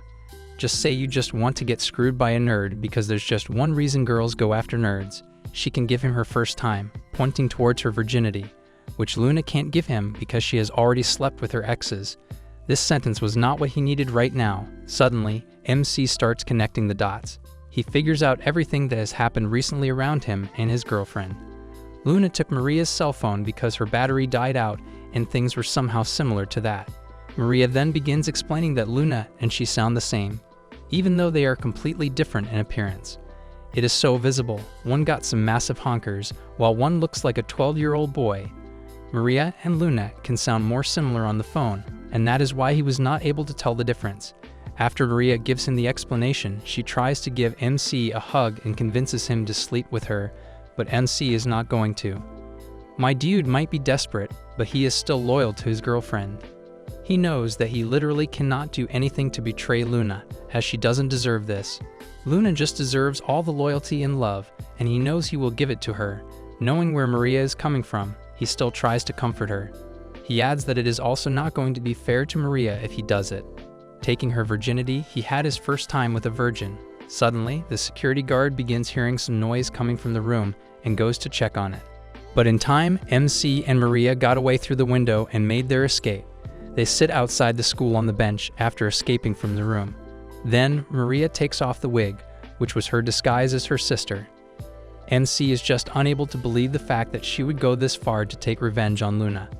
But this is not what MC thinks it is. He has gotten it completely wrong. MC cannot give any other reason but is surprised when Maria tells him that she likes him. Wow, how do the tables turn, eh? How do you feel now? She reveals that she likes MC and has not stopped feeling this way for a while now. Not only that, she has no way to stop that feeling and feels like she has to get him somehow. MC is startled. He cannot believe he is hearing these words out of her mouth, but it is true whether he believes it or not. But Maria further explains to him that she has been feeling this way about him since he confronted her for spreading rumors like that. That was the first time someone confronted her like that with an open heart. It just turned out to be very eye-opening for her and made her realize she was also worthy of love. Even right now, the way he told her off was not only to not betray Luna, but also to protect her. He did not disrespect Maria one bit, but he also continued to understand her point of view.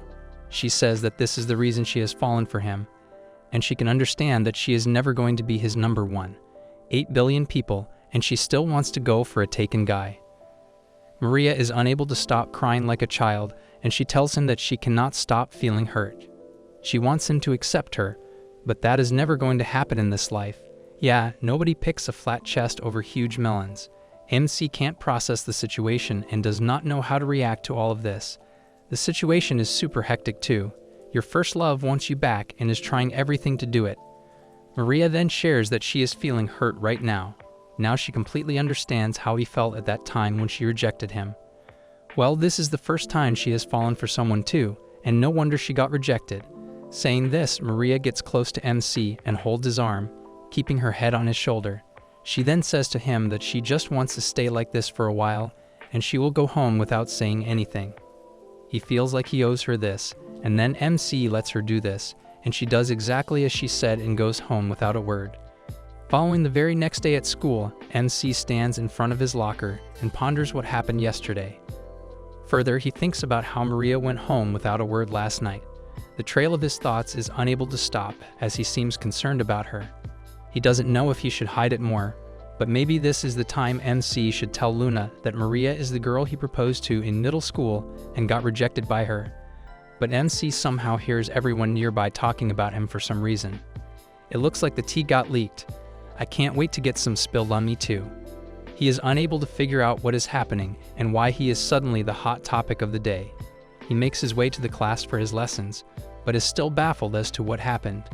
Then MC keeps his bag down on the desk, and his friends, Ikki and Nishi, come up to him, asking if he has lost his mind. MC is unable to understand what they are talking about and wants some sort of explanation from them. Well, the rumor turns out to be what he absolutely dreaded. The rumor is that MC is cheating on Luna with his sister Maria and was caught last night in school. Another way of saying my Rees is lower than a nerd's. Not just that, they have some proof too. Saying this, his friends showed him the picture of him and Maria last night sitting on the bench. Very close to each other. Gossip Girl Japanese version. I can't wait to enjoy it further. He jumps out of his pants as this freaks him out, and he tries to tell them that this is not what they think it is. Maria enters the classroom right then and sits on her chair, but everyone is looking at her. The pick-me got picked. As the lesson ends, MC goes to Maria. MC calls Maria and asks her about the picture, and if she knows who did this. His relationship and reputation are both pretty much sabotaged by that. Maria felt like she was being accused of this rumor and was held accountable. But Maria assures him that it is not her who did this and that she has no idea who took the picture. Then further, she says that she would never do such a low-life thing when she got rejected for the first time. Even after all this, her morals are high and she still has pride. Saying this, they get out of the class finally, and as expected, someone was waiting for them outside. Obviously, Luna and Nicole are standing right outside, waiting for an explanation. Luna looks at MC and asks him if Maria is the girl he proposed to in middle school. This is very bad. Just seeing it is making me sweat like hell. Well, what comes next is what usually happens after every cheating story. She says she feels really betrayed and starts crying with tears rolling down her cheeks. Luna further says that she cannot take this anymore and it is getting out of her hand. Saying this, Luna runs away crying, but Nicole is hell mad at MC for doing this. Luna never deserved this treatment in the first place. Luna looks like she could use a male best friend right now. She slaps him really hard and calls him a piece of crap before leaving as well. After creating a mess, Maria left as well, and MC is standing all alone now. The summer vacation is just around the corner too. On the other hand, the school is holding a closing ceremony for the school, but Luna is nowhere to be seen in the entire school. Even after the ceremony reached its end, Luna is still nowhere to be seen. She did not come to the class where MC was waiting for her to explain everything to her and fix everything again. After a while, the vacation started, and MC started his sad and lonely vacation without his girlfriend Luna. Maria successfully managed to ruin things. All he could do was keep messaging her and somehow reaching out to her. But feeling betrayed, Luna never replied to him and didn't even read his messages. Enough to get on his nerves, but still, he wants to keep his feelings to himself. As all men should do, MC gets himself busy with his studies so he can be distracted from the loneliness and sadness. All he could think was that he wanted to apologize to her but felt like it was too late. He just needs another chance, and he will explain everything to the love of his life. On the other hand, Ikki and Nishi are at the beach, excited to enjoy their day here. Another reason why single life is preferred by me. But there is nothing of interest to them, so they start watching Ken videos by the beach. They just sound absolutely gay to me, to God. Nishi gets a feeling like there must have been some reason for them to come here. But they brush it off. They try everything at the beach to have fun. But nothing excites them anymore, so they leave the effort. They get frustrated and they are about to leave. That is when they see something at one of the shops on the beach and freak out totally. This sudden seriousness is way too tense. Meanwhile, in the class, MC is studying to just ignore the heck out of his feelings when he gets a text and a photo from Nishi. Well, as expected, the picture is of Luna with some other dude, and Nishi tells him that his girlfriend is cheating on him. MC literally gets frustrated, and seeing this, he leaves the class in a hurry and runs towards the beach in an instant. He takes the train, reaches the beach, and finds the shop right away. Girls, if he wanted to, he would. He knows that the shop is called Luna Marine, and she is there with this dude and her friend Nicole. Hurriedly, MC runs to the shop and sees Luna and Nicole taking pictures in their swimsuits, looking absolutely hot. Well, someone is about to get super jealous, as MC watches as Luna grabs this new guy by the arm. Closer to her, she tells Nicole to click a picture of her with this dude.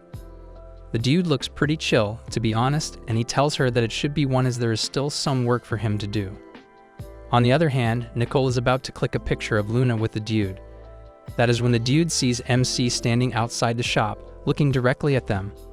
He makes his way to MC and goes to ask if he was going in the water and wants something. But Luna and Nicole are left shocked to see him here all of a sudden.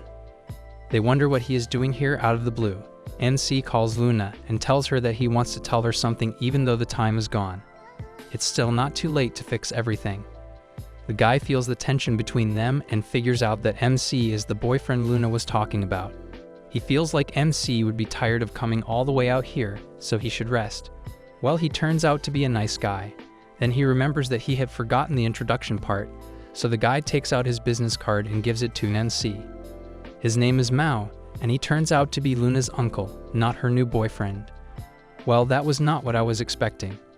To release tension, he takes MC inside the shop, and Mao makes Luna and MC some lemonade while they are sitting outside. Nicole wants to know what he is going to talk about, and if she doesn't like that answer, she is going to give him some. Mao comes out, asks Nicole if she is free for some work, and gets her out of these two matters. The hyped-up girl besties piss me off even more, making it hard for guys to manipulate.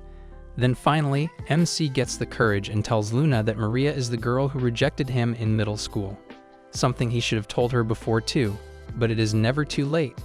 But he explains to her more that he wants her to know that he didn't want to keep it from her.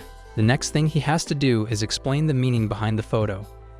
MC cannot get the words out even after coming all the way out here, so he gathers some more strength and tells Luna that what she saw was not what it seemed like. He further explains to Luna that Maria proposed to him that day, but he rejected her right away, telling her that he was with Luna and loved her with all his heart.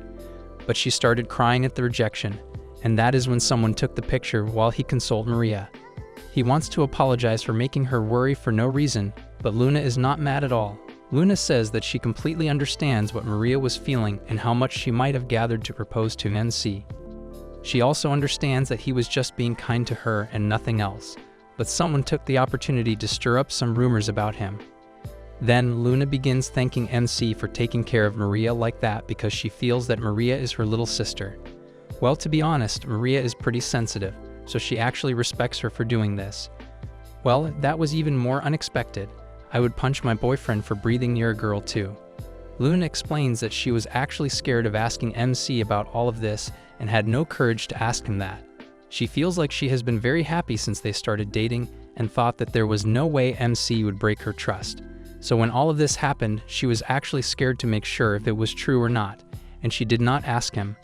And about the messages, her phone broke. For that, she just sent it to get repaired so she could use it again. That is why she couldn't get back to his texts. But even before it was repaired, MC came himself to talk to her and explain everything to her by himself.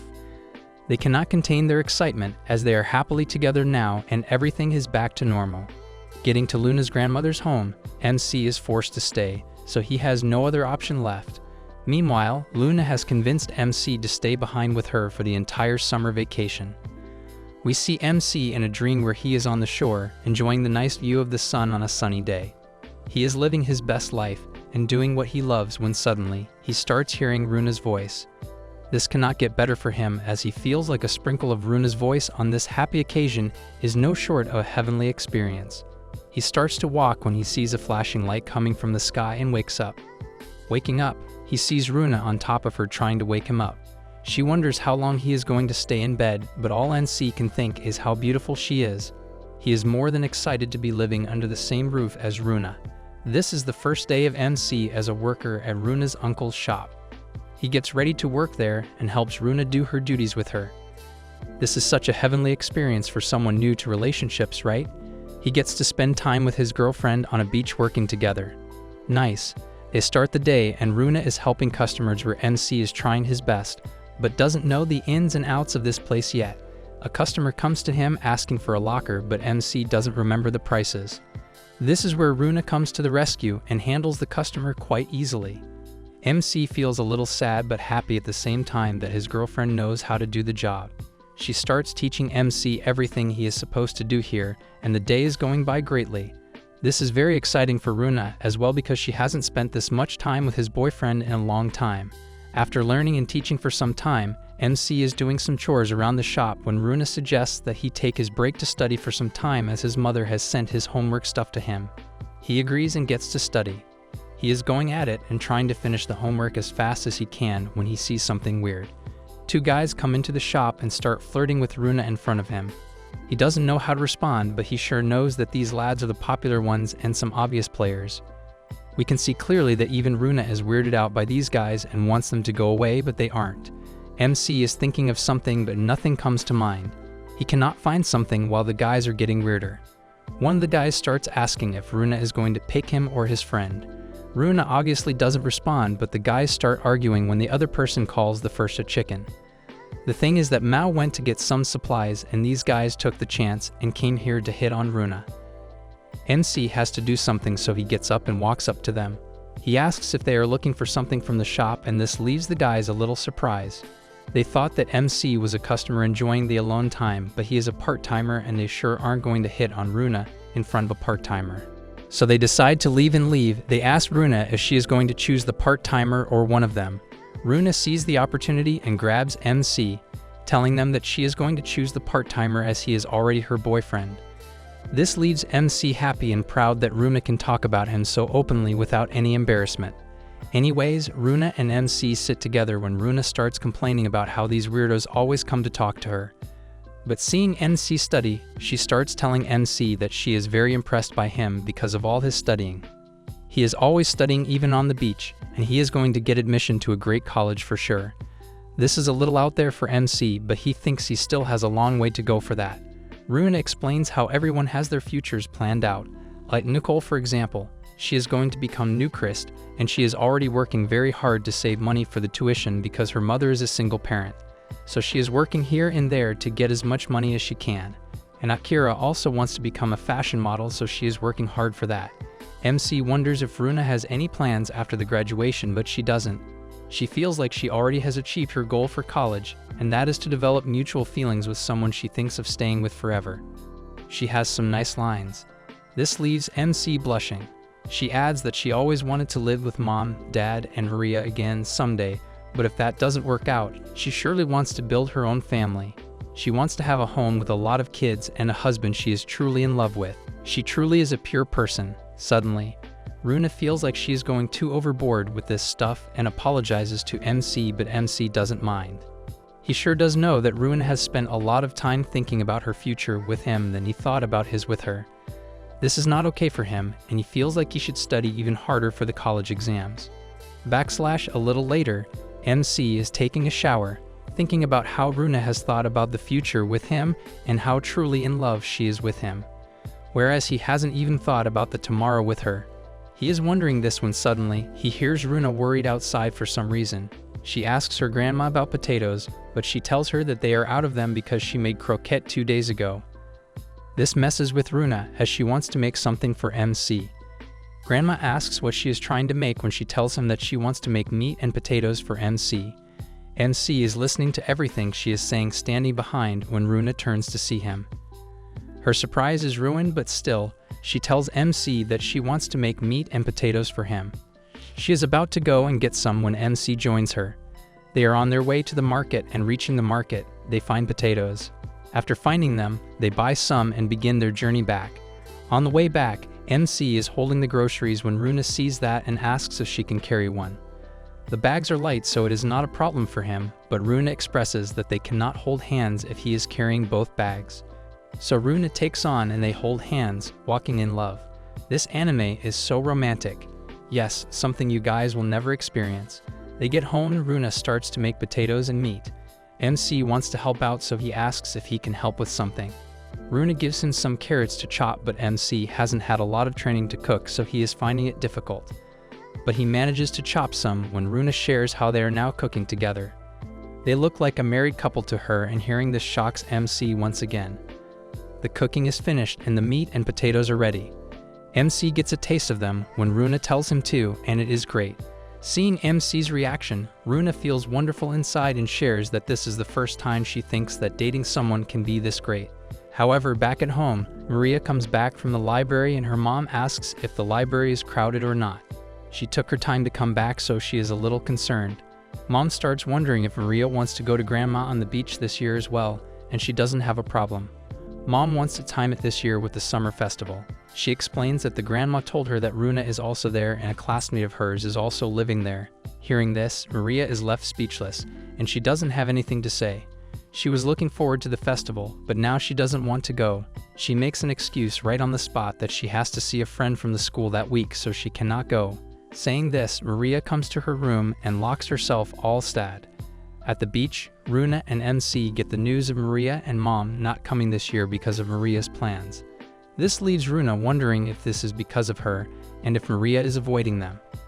Runa and MC are washing the dishes when Runa explains how Maria left home for 2 years. And when she came back as a transfer student, she didn't even recognize her. She thought she would never come back, but she did. She adds that Mom and Dad got a divorce, and after that, they started living alone. She knows that Maria doesn't like to be in the same school as her, but she can't do anything about it. She knows that Maria doesn't want to talk to her, and that is the reason she only told Nicole about Maria being her sister. She always thought that Maria was a good person, but talking to her has always been very difficult for her. From the very start, she had different personalities, but still, she knows that Maria is a beautiful person from the heart. She wants to get along with her and share ice cream with her like old times, but that is impossible. Suddenly, Runa gets an idea and shares it with MC.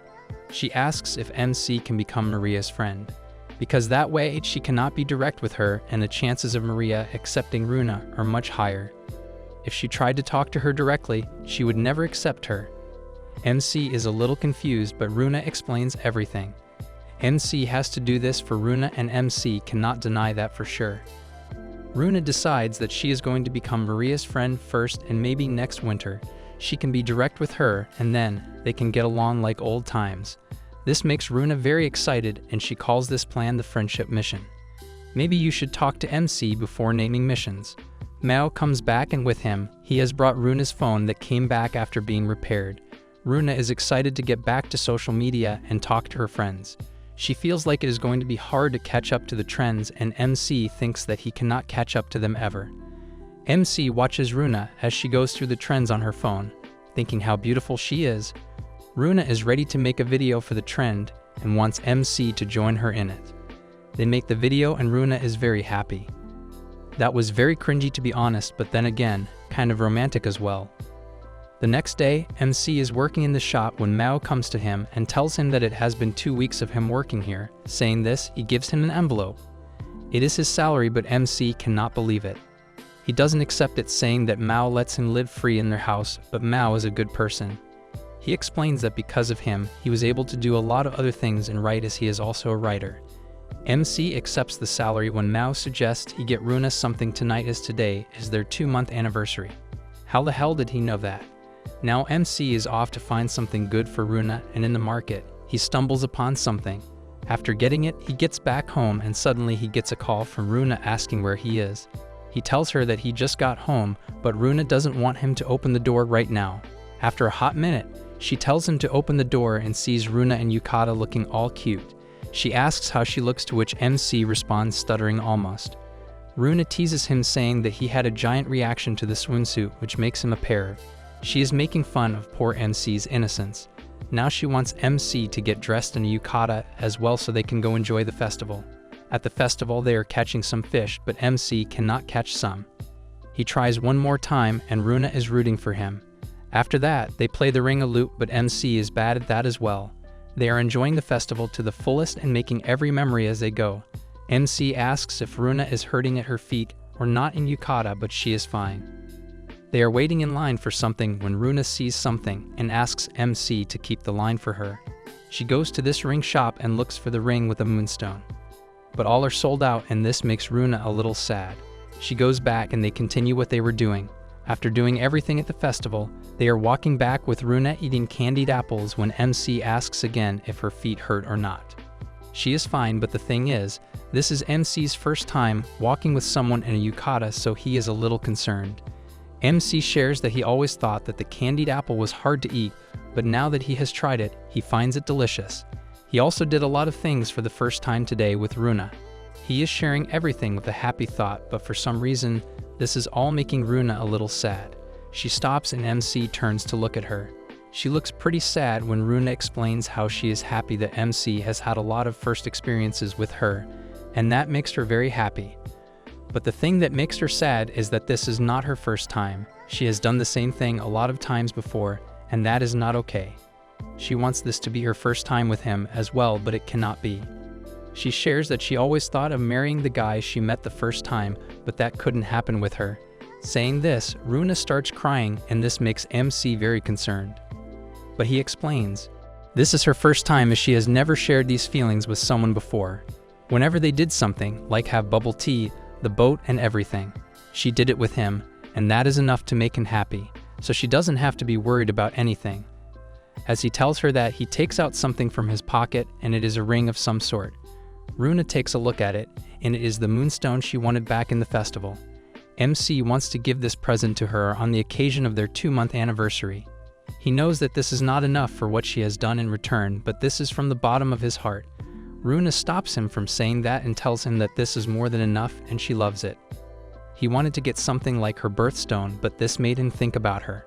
She wears the ring, and it looks very beautiful on her hands. MC wants Runa to know that he plans on doing a lot of different things together, so they have a lot of new experiences together. Runa agrees and wants to try a ton of different things. Runa raises her hand to see how beautiful the ring is when the fireworks start exploding in the sky all of a sudden. They both got the VIP seats for this, and the view is amazing. Runa gets closer to MC and holds his arm, asking if she can do this till the fireworks end. She can do that, and Runa shares that the urge to be closer to someone develops when you actually like them. She likes MC and knows that one day she will want to do it with him. That would make him happy for sure. This makes MC feel a little surprised. He turns to Runa and tells her that he likes her very much. Runa has the same feelings for him as well, and they share this great moment with each other. Man, these kinds of natural moments are very romantic for me. Why cannot this happen in real life? Now I am sad and single. They look at each other and know that they are going to give in. So MC gathers his courage, gets closer to Runa, and goes in to kiss her. She does the same, and they kiss for the first time, and as they do it, a huge firework explosion happens, which makes the moment even more beautiful. What a perfect way to end the day, right?